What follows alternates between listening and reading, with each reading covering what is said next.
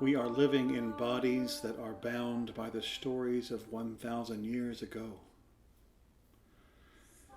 Our parents, family of origin, friends, society, all have an influence on what we think about our gender and sex, and how we love one another. We share in a repeating story passed through 30 generations, telling us about how and when and why we fall in love. And our identities are generated around how we feel about this. Every love, every feeling stamps upon our culture and us an experience. And adding up the stories, they create a long line of assumptions about the other gender or the other race that we strive to untangle today. I want to see how much truth I can find if I travel far back in time. Because I think divisive language about gender and identity and how we regard each other has been formed long ago in our ideas about love, and the breaking apart of our male and female selves, and the putting back together of it all, which is why today we are talking and protesting and trying to listen to each other to put us back together. We have lived so long with a clear divide in identity between being a man and being a woman that our binary actions conceal a hidden wholeness. And around the 12th century, our culture invented a path to heal the competing sides of ourself, but with terrible and lasting effects. To tell the story, we reach back to the Middle Ages with the help of studies and theories by the anthropologist and Jungian psychologist Robert Johnson to see how the learn the lessons of the past thing works in mythology. This story was born not far from King Arthur in England. In the Romance languages of our hero's name, it means sadness. French, je suis triste, I am sad. Portuguese, estou triste. Italian, sono triste. So we have a young Tristan. And depending on where you tell the myth, his name could mean other things, maybe something more aggressive, because this story is trying to figure out who Tristan is. A young man who is at war with many things, and also sad. He is somehow cut off from his whole self, which he must learn to complete or make whole. This very old story is known as Tristan and Iseult. So immediately I think Tristan meets someone else called Iseult, and they become whole. And we just end it there, right? We all want someone to love us, and we find them, and we are in love, and the dials of fate turn. Poof, we are made whole. Love it. But when was the last time you tried to look to someone else to make yourself whole? Tristan grew up without a mother and a father. And because this is not just one story, but a cycle of stories, a tradition of storytelling that continues through 1,000 years, let's call it a myth. Something that is true and not, or maybe unknowable. To have a father dying before you were even born, and a mother dying while giving birth to you, and these become symbols, metaphors, and they reverberate through the story. Tristan grows up, learns the use of a lance and a sword, a scutcheon and bow, how to leap, how to hate lies, keep his word, play the harp. And then he is abducted by Norwegian pirates. Now the sea, another symbol, forbids this action, swells itself against the pirate ship. Pirates respond by quickly finding Tristan a boat so he could escape. It's not enough just to live your life, but struggle comes and you find yourself changed. In Tristan's case, he doesn't change, but his environment does. He's now in Cornwall. and uses what he's learned about being a man and a favorite of their King Mark. Tristan now becomes the pirate. He crosses the sea to kill King Mark's adversary, the King of Ireland, but receives a poisonous wound. Tristan is an accomplished fighter. He's probably good at strategy, determination, assessment, assumption, aggression. His masculinity is out for all to see. But this is only the first few pages of the story. His real fight comes later, because we all have a feminine and a masculine, and losing sight of either results in imbalance for which someone has to pay. So here Tristan is wounded, and King Mark, from the text, bore him into a boat with neither sail nor oar, and Tristan wished that his harp only should be placed beside him, for sails he could not lift, nor oar ply, nor sword wield. The harp and sword are symbols here. One represents his attention in the past, and the other now in the boat. One his usual way of being in the world, the other vulnerable, feeling, open. Sometimes you just need to lie there with your harp. And the sea, again. The sea is his unconscious, taking him somewhere beyond his control. You'll never guess where. Back to Ireland. And who finds him but the daughter of the king who Tristan murdered? Her name, Iseult. Iseult the Fair is her full title, which is important to know because later Tristan will hook up with another person named Iseult. He has a type. The sea is a symbol for the unconscious, the searching for a whole soul. And for Tristan, he needed his harp, a symbol for his feminine virtues of relatedness, expression of feelings, vulnerability that might open a normal way of looking at oneself to a more complete picture of self. Tristan was not open to this. The last few times on the sea, his actions were surviving kidnapping and murdering a king.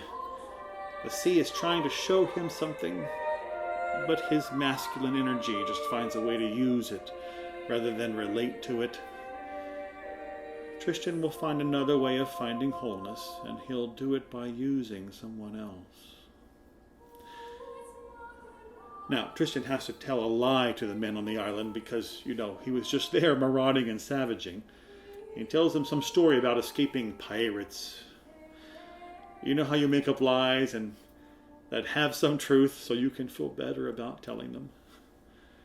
Well, Iseult heals him, and he escapes back to Cornwall. But then a strand of Iseult's hair crosses the sea and blows through King Mark's window. King Mark, not married, sends Tristan, again, to Ireland to find Iseult. He fights a dragon to win her, but for King Mark, not himself. And when Iseult, healing him again from his dragon's wound, she recognizes his sword. She knows he is the one who killed her father.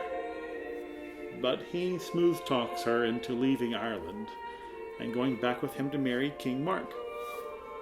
Okay, so fate brings people into our lives, but here, this is too much. Again, Tristan is just acting based on the strategy of whatever will get me out of this and into that. And Iseult, will I be loved? Does he care about me? Am I first in his heart? And each one of these answers falls sort of hard on her heart, because each plea lies unfulfilled. No, you're not first in his heart, because he is here to take you to another. But wait, he told that beautiful story about the golden strand of hair propelled across the sea and through the castle window. No, I don't think I'll ever be loved. So as we meet Iseult, though she is not the actor or instigator, we see she is searching too.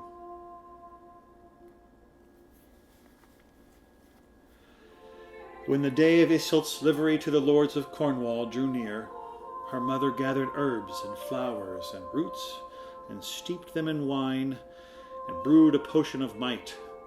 and having done so, said apart to Brangien, "Child, it is yours to go, Iseult, to King Mark's country, for you love her with a faithful love. Take then this pitcher, and remember well my words. Hide it so that no eye shall see, nor lip go near it. But when the wedding night has come, and that moment in which the wedded are left alone, pour this essenced wine into a cup, and offer it to King Mark and to Iseult the queen. Oh, take all care, my child, that they alone shall taste this brew. For this is its power. They who drink of it together love each other with their every single sense and with their every thought, forever, in life and in death." Okay, blah, blah, blah. They're on the boat. Someone gets thirsty. Some maid brings Iseult a pitcher of something. She drinks, hands it to Tristan. He drinks. Brangien came in upon them. She saw them gazing at each other in silence as though ravished and apart. She saw before them the pitcher standing there. She snatched it up and cast it into the shuddering sea and cried aloud, "Cursed be the day I was born, and cursed the day that I first trod this deck. Iseult, my friend, and Tristan, you have drunk death together." Death is a symbol for transformation. For some Christian sects at the time, it was the path toward wholeness. But death as symbol for us reading this now might mean that we need a change of consciousness or values. Tristan was able to give up his sword for a while to heal, take a step back. It didn't take another chance meeting someone that could heal him, but he looked past her to his duty. But he could have taken her to King Mark, and in mythic symbolism united a queen with a king, and therefore the land would be whole. But that will not happen. Instead, the narrative turns very inward, as these two veer dramatically away from everyone else and into themselves. They seem like a couple, but they are not really invested in each other's health and safety. They steal away and hide in a forest for 3 years and stare into each other's eyes while their bodies waste away. They eat roots and leaves and lose themselves in the forest. They look to each other for their soul. Tristan looks for the feminine in Iseult, and she the masculine in him. But they can never grasp it because it's really within them. Not knowing their own bodies and spirit, their love becomes an obsession. Chrétien de Troyes, a 12th century trouvère storyteller, composes a song about the kind of idealized romance of the time. He sings this: "From all ills mine differs. It pleasures me. I rejoice in it. My illness is what I want, and my pain is my health. So much joy within my pain that I am sick with delight." The lovers have drunk death together. They live in death because they are not choosing to live a real life. But after 3 years hiding away, they have another chance to enter the real world. And Iseult goes to the king and becomes part of the life of the kingdom. And Tristan is still wandering. But they give each other a way back. Iseult promises she will call when she needs him, and Tristan wears a ring of green jasper that reminds him of her. He travels and finds a kingdom and meets another Iseult. She is Iseult of the White Hands, another gifted soul. She works her magic in the real world. She is the earthly love that Tristan has never known. She does not need to heal him and just be a partner with him. Remember Tristan's mother dying at birth and transferring sadness to her son. The death of Tristan's mother is the death of the feminine soul, what we call an anima, the thing that Tristan seeks.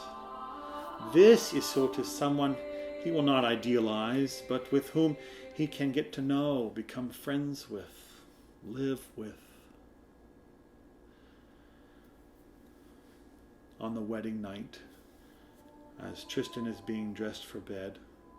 His green ring, it falls to the floor, and the sound of it forces a vision of Iseult the Fair into the room. We can dwell on the greenness of that ring, and the jealousy and possessiveness it holds. And of course we have other stories about rings that bind us to love or to obsession. We also have pictures like Tristan of our own loves. I see the picture of the fantasy of the idealized love I had for someone. I can do this right now. I picture them. And if I have not loved in healthy ways, or have not done the soul work to identify all that makes me valuable, if I have not recovered from my wound, it'll take me a minute to recover from that picture of desire. That is Iseult the Fair, not Iseult of the White Hands. That is your soul calling you to what you think is your greater self, but it can be such a weight to carry, and it's not real life love. Tristan can't sleep with his new real bride. He lies to her. He makes up a story about a spiritual vow he made, how he has to wait a year. We tell lies that have some truth to them to appear in control. Tristan does have a spiritual hang-up that prevents him from loving his new wife, but it's not some made-up contract, but rather his obsession. Tristan is mad, out of control. The title of this part of the book is The Madness of Tristan. Soon after he is married, he flees to Iseult once again, endangering her life with her new husband, King. She is accused, then rescued. He is accused, then rescued, through twists of fate, almost like they are not living by the same rules as the rest of us. Rules are below them. They are in love with an idea out of reality.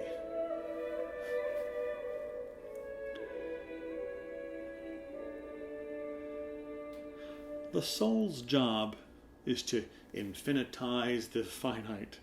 It converts things to allegory, archetype, eternal questions, holy quests, crusades. It blows things out of proportion.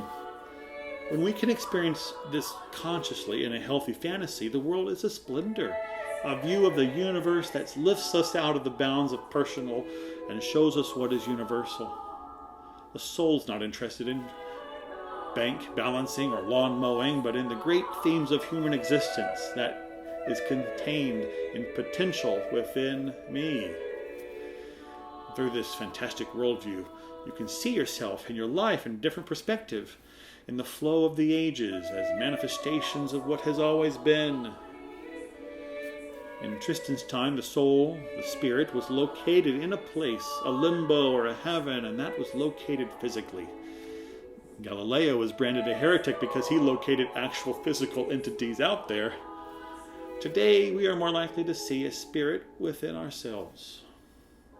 What this story brings into the narrative of Western culture, the way it births a romantic view of love, can send us on a path always longing to connect with that wholeness of the soul, the merging or acceptance of masculine and feminine within. At some point during one of his travels back from stealing away to Iseult the Fair, Tristan is ambushed. He returns to the castle and knows he will die. He sends a messenger with his green jasper ring as code to his love, so she will return, and because he cannot move in his bed, says to the messenger, "Take my fine ship and 2 sails with you, one white, one black. And as you return, if you bring Iseult, hoist the white sail. But if you bring her not, the black." And overhearing this was Iseult of the White Hands, his wife, his partner. And we see in her, for a fleeting moment, those same questions that can drive you mad. the very things our sad lovers succumb to. Will I be loved? Am I enough? And Iseult of the White Hands stands beside her husband Tristan. Days later, the ships approach. Iseult the Fair was convinced of the risk of leaving her own king when the messenger showed her Tristan's green ring, and was on board the ship. But Tristan cannot even move to see. He asks his wife, who's still at his bedside, "What do you see? Wife, what is the manner of the sail?" "I see it plain and well," she says. "They have shaken it out and hoisted it very high, for they have little wind. For its color, why, it is black."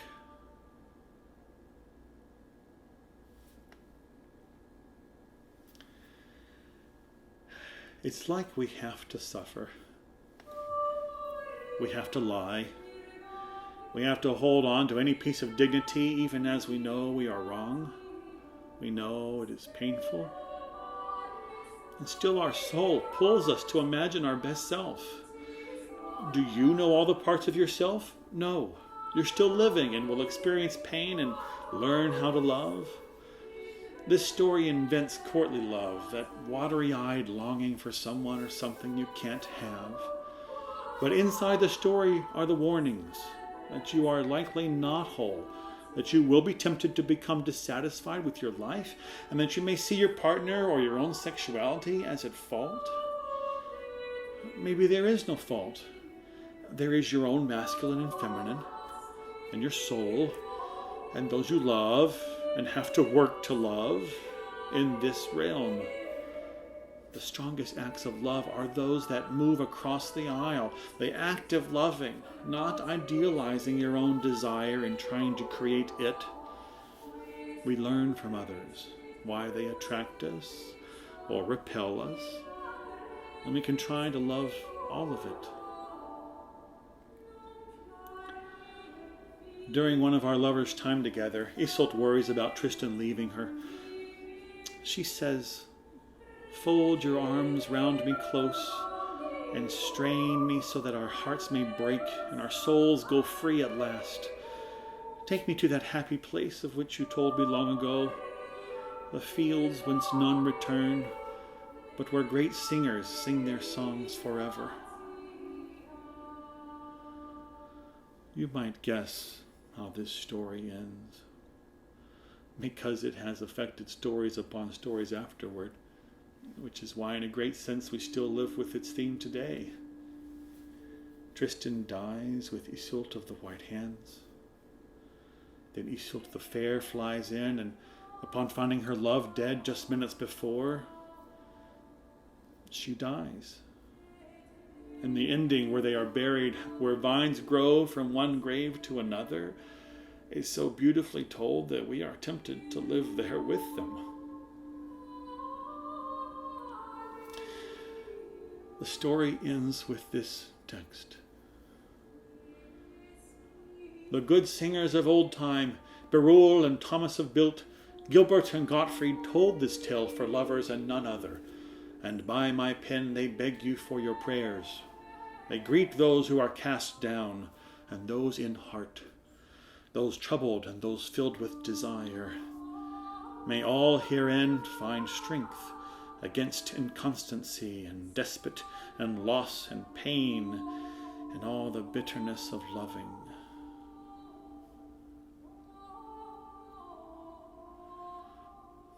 I would add this. May we find and share feelings and be conscious of their power. May we find the capacity to learn to love, just as we learn about ourselves in ways that help, affirm. And may you find some peace in this life.